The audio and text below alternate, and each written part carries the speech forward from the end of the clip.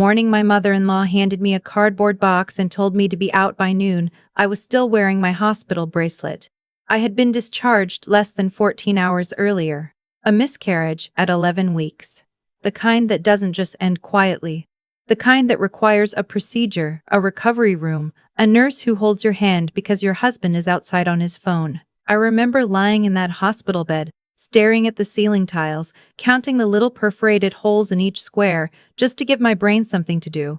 My husband, Roland, came back in after about 20 minutes and said the doctor wanted to keep me overnight for observation. He kissed my forehead. He smelled like cigarettes, which was strange because he didn't smoke. At least, I didn't think he did. We had been married for 3 years.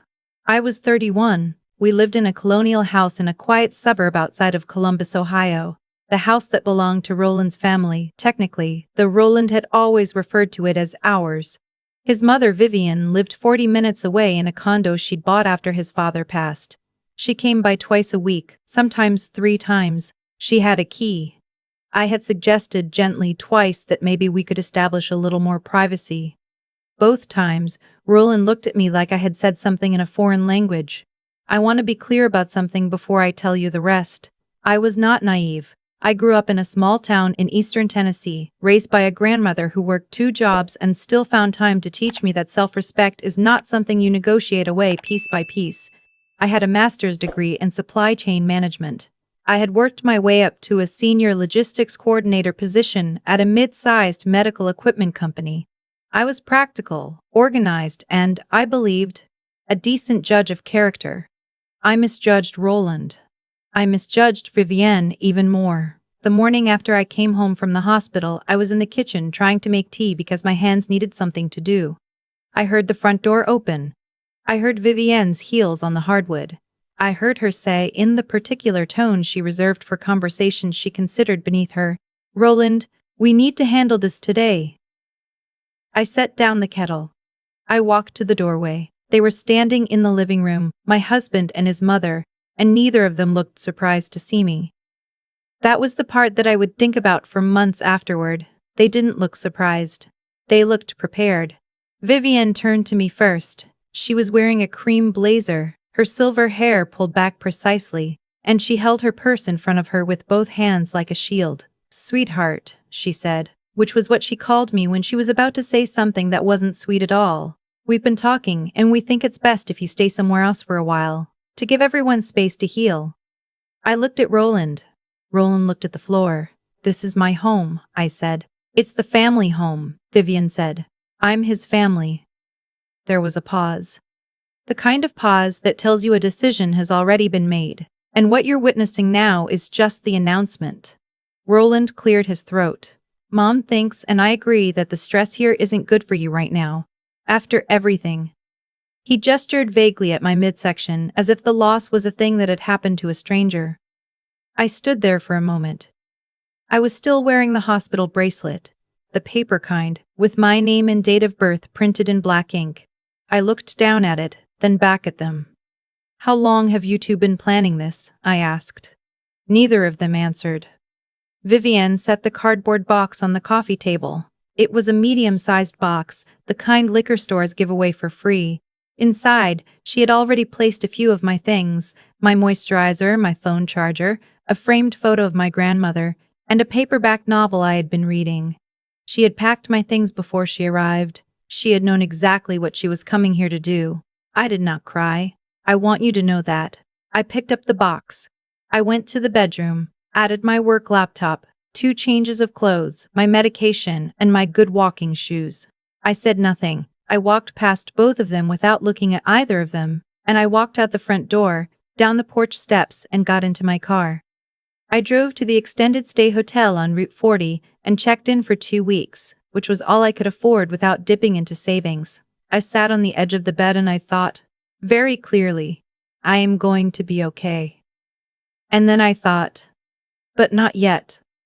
The weeks that followed were some of the hardest of my life. I was working remotely, which was a mercy because I don't think I could have walked into an office every day without breaking apart in some visible way. I had a coworker, a woman named Petra. No, wait, someone else. A woman I'll call my friend from work, which is what she was. She brought me groceries twice. She sat with me on the hotel room floor and listened while I talked through things I didn't fully understand yet. My grandmother called every other day. She was 78 and she still had the sharpest mind of anyone I knew. She said, "Baby, you didn't lose a marriage. You got out of a trap before it closed all the way." I wasn't sure I believed her yet, but I kept the words. Roland filed for divorce 2 months after I left. His attorney sent the paperwork to my work address, which told me he had never intended to give me the time or dignity of a conversation. The filing cited irreconcilable differences. His mother had apparently been advising him to pursue a claim on my retirement account contributions, arguing that my income during the marriage had been jointly accumulated.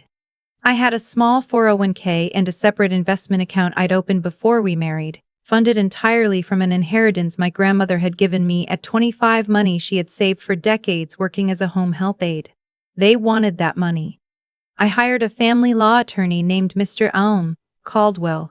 I'll call him Nat because it's not his real name, but he deserves something in the story. He was a quiet man in his late 50s who wore the same kind of gray suit every time I saw him, and had the energy of someone who had heard every version of every bad story and had stopped being shocked and started being useful. He reviewed my financial documents for 2 hours and then leaned back in his chair and said, "They don't have a case. The inheritance was premarital, it's clearly documented, and the account was never commingled. This is a pressure tactic.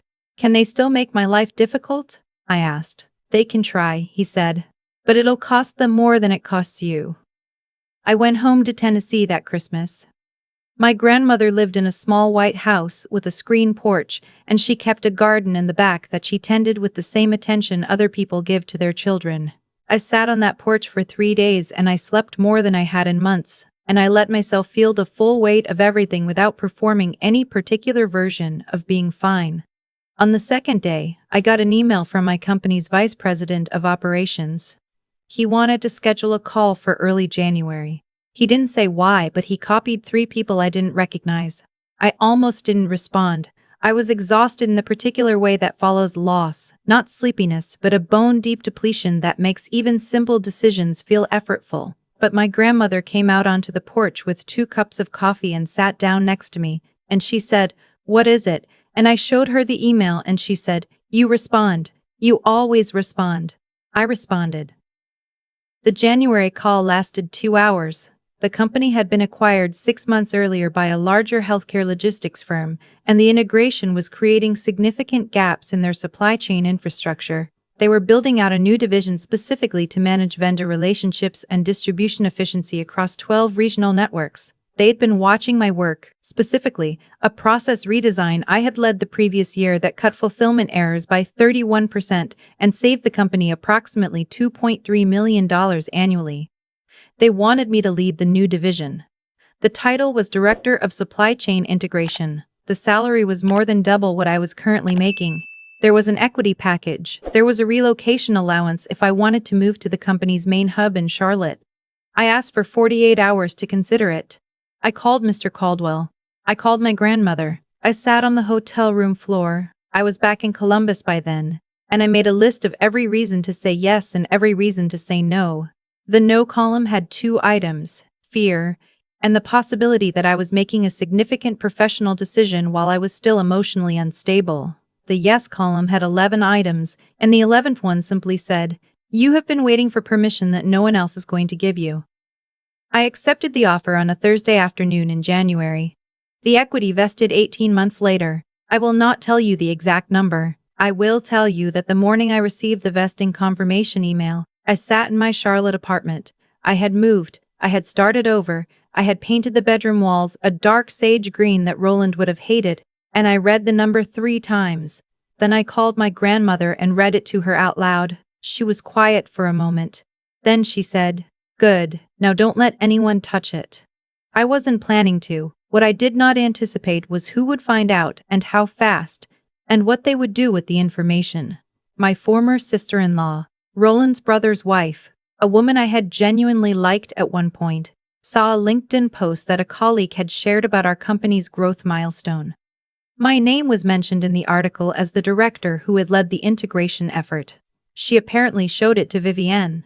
Vivienne apparently did some research. I don't know exactly what she found or how, but within 3 weeks of that article going live, Roland called me for the first time in 14 months.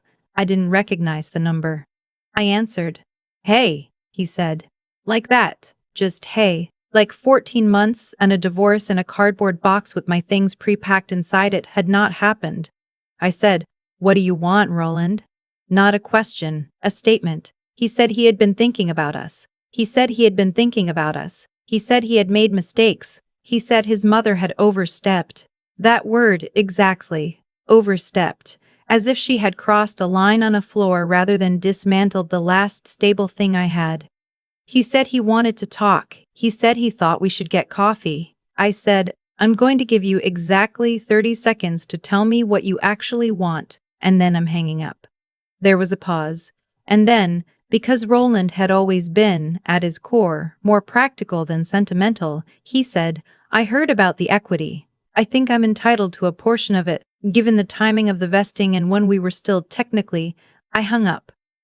He called back 4 times that day. I did not answer. I forwarded the calls to Mr. Caldwell, who had since moved his practice to Charlotte, a coincidence that now felt like providence, and I sent him a message that said, Roland is going to try something. Please advise. Mr. Caldwell advised. The equity had vested cleanly after the divorce was finalized. Roland had no legal claim to any of it. His argument would have required him to prove that the equity was somehow tied to marital contributions. It wasn't. It was a new position, in a new city, negotiated and accepted after the marriage ended. His own attorney apparently told him the same thing, because the calls stopped after about 10 days. But Vivienne was not finished. Vivienne made a phone call to my company's HR department. I found out from my own HR manager, a thoughtful woman who pulled me aside after a meeting and said, carefully, that she had received a call from a woman claiming to be a concerned former colleague who had information about my professional ethics. The caller had suggested that a process redesign I had implemented at my previous company had actually been the work of another team member and that I had taken credit inappropriately. This was not true. I had documentation. I had email chains, project records, meeting notes, and a formal commendation from my previous VP that explicitly credited my individual contribution. I had all of it because I am the kind of person who keeps records, not because I had anticipated needing them for this specific reason, but because my grandmother always said, keep your receipts, baby, in every sense of the word. I sent the full documentation package to HR within 48 hours. My HR manager reviewed everything and closed the inquiry without escalation. She told me, without quite saying it, that the call had been noted, and that the pattern of it, the unverifiable claim, the anonymous-ish framing, the timing, had not gone unobserved. I hired a local attorney in addition to Mr. Caldwell. I put Vivienne on formal notice that any further contact with my employer, colleagues, or professional network would result in a defamation claim. My attorney drafted the letter. It was 4 paragraphs. It was very specific. It cited relevant Ohio and North Carolina statutes by number. Vivienne did not respond to the letter. She didn't need to. I wasn't writing it to start a conversation. The divorce had been finalized 9 months earlier, but the division of assets had taken time. Specifically, the question of what Roland was owed from the shared savings account we had maintained during the marriage. He was entitled to half of what had been jointly saved. That amounted to about $14,000. He received it. I had already mentally released that money the day I walked out with the cardboard box. Some things you let go of not because you're generous, but because holding on costs more than the thing is worth. What Roland did not receive was the premarital investment account, my retirement contributions, or the equity. What Vivienne did not receive was a single dollar, an apology, or the satisfaction of watching me waver. 14 months after the equity vested, my company offered me an expanded role, VP of Operations, overseeing not just supply chain but also vendor partnerships and regional distribution centers across 5 states. I accepted. We celebrated with a team dinner at a restaurant in Charlotte's South End neighborhood that had a rooftop and string lights and a chef who made the best short rib I have ever eaten in my life. My friend from work flew in. My grandmother would not fly, so I called her from the rooftop and she could hear the noise and the music in the background and she said, "That sounds like a party." And I said, "It is." And she said, "Good." I bought a house 6 weeks later. My own house, in my own name, with a kitchen that gets morning light and a backyard that I have not planted anything in yet but intend to. I drove past the Colonial House in Columbus once, on a trip back for a professional conference. I didn't stop. I didn't slow down. I just noted from the road that the shutters were a different color than I remembered, and I thought about nothing in particular, and I kept going. I heard, through the kind of peripheral social channels that you can't fully escape even when you've moved states, that Roland had remarried. Quickly. Someone his mother approved of, apparently. I heard that the new arrangement came with a set of expectations that sounded exhausting. I felt nothing about this except a faint, clean sense of relief, not for myself but for the version of me that had almost stayed, almost negotiated, almost believed the cardboard box was somehow her fault. I heard that Vivienne had made the phone call to my company from her own cell phone, in her own name, which meant the documentation trail was complete and clean, and, if I had wanted to pursue the defamation claim in full, I had everything I needed. I did not pursue it in full, not because I forgave her, not because I thought she deserved grace she had never offered me, but because winning, for me, was not a courtroom. Winning was the dark, sage-green walls. Winning was the house in my name. Winning was the rooftop dinner and my grandmother's voice saying that sounds like a party. Winning was becoming, quietly and without anyone's permission, exactly the person I had been working toward through every hard year of my life, including the ones inside that marriage. The letter from Roland came 8 months after the divorce, handwritten on plain white paper, folded into a regular business envelope. He said he was sorry. He said his mother had pushed him in directions he shouldn't have gone. He said he thought about the miscarriage sometimes and that he was sorry for how he had handled it. He said he hoped I was well. It was the most honest thing he had ever written to me. I read it twice. I thought about what it must have cost him to write it. Roland, who had always communicated through deflection and delegation. I thought about the hospital bracelet and the cigarette smell and the cardboard box. I put the letter in the recycling bin, not the shredder, the recycling bin. Because there's a difference. Shredding is destruction. Recycling means it becomes something else entirely. I have thought, since then, about what it means to be the person in a relationship who is asked to absorb everything. The grief, the inconvenience, the instability, so that everyone around them can remain comfortable. I was that person in my marriage. I have spoken to enough women, and read enough letters, and sat with enough late-night thoughts of my own, to know that I was not alone in it. The thing no one tells you about leaving is that the hardest part isn't the leaving. The hardest part is the period after, when you're standing in a hotel room with a cardboard box and a hospital bracelet and 14,000 thoughts, and you have to decide without applause, without anyone watching, without any guarantee, to put one foot in front of the other, anyway.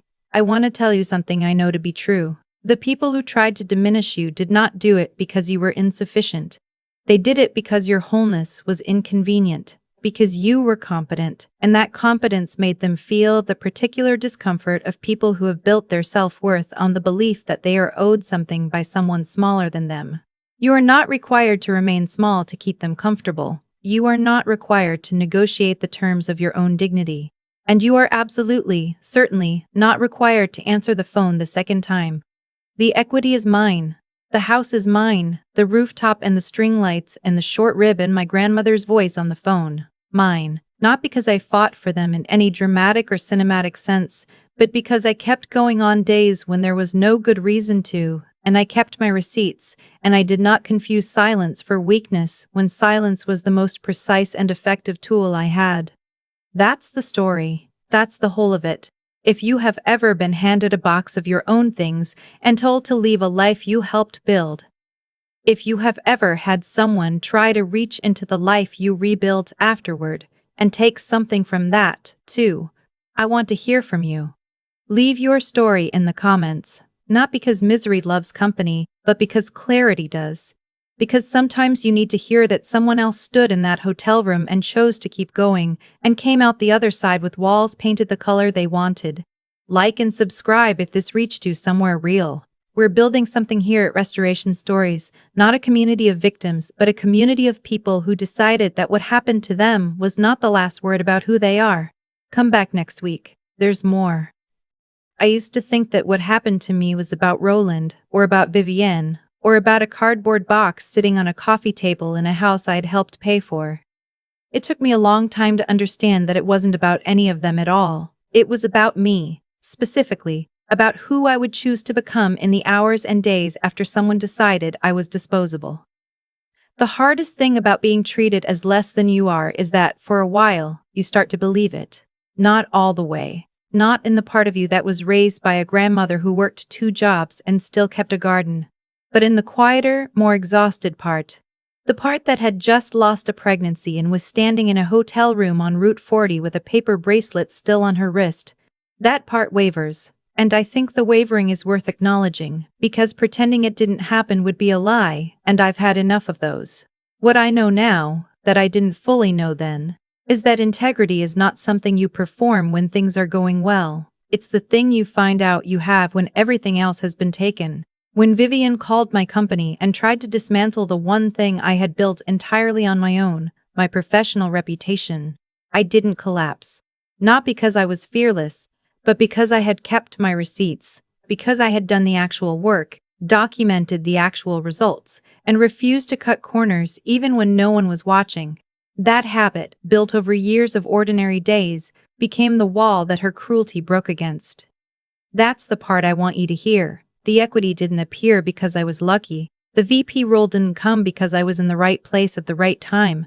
Those things came because, on hundreds of unremarkable days before any of this happened, I chose to do my work carefully and honestly. Cause and effect is not always fast. Sometimes it is so slow that people mistake the gap for evidence that the effort didn't matter. It mattered. It was just still accumulating. And Roland. I don't carry anger toward him anymore. Not the hot kind. What he did required a failure of both courage and decency, and those failures had consequences he is now living with. That's not something I arranged. That's just what happens when you treat people as instruments rather than human beings. The choices follow you. They become the shape of your life without you realizing it until you're already inside it. The thing I want you to take from my story is not the equity number or the VP title or the house with the morning light. Those are outcomes. What I want you to take is this. The moments when someone tries to make you smaller are also, if you let them be, the moments you find out exactly how solid your foundation is. Mine held. Yours can too. Build it quietly. Build it honestly. And don't let anyone convince you that their comfort is worth more than your integrity. It never is. Not even close.